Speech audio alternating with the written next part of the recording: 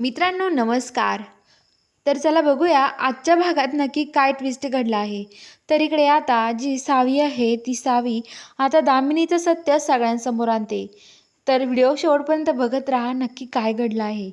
तर इकडे आता जी सावी असते ती सावी आता दामिनीचं सत्य सगळ्यांसमोर येतं असं दामिनीला वाटतं.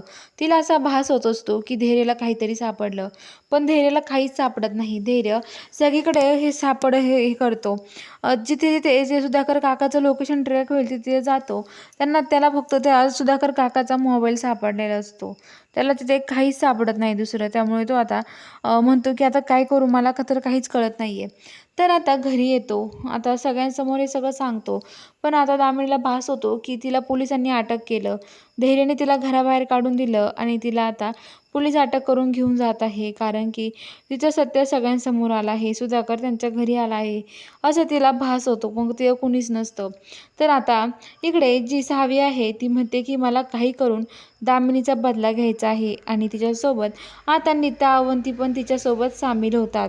त्यात म्हणतात की सावी आम्ही तुझ्यासोबत आहे, तू काळजी करू नको, आम्ही तुला बदला घ्यायला मदत करू असं म्हणतात. आणि आता लगेच ज्या नीता अवंती त्या पण तिथेच थांबतात आणि त्या बाहेर तिघीजणी उभा असतात.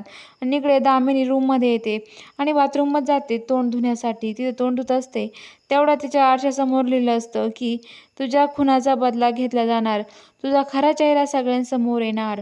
आणि नळातून त्याच्यातून सगळं रक्त येतं. ती तोंड धुते तर तो रक्ताने तोंड भरतं. ती पूर्ण घाबरून जाते, भयभीत होते आणि इकडे तिकडे रूममध्ये आडूसं शोधते, कुठं जाऊ कुठं नाही.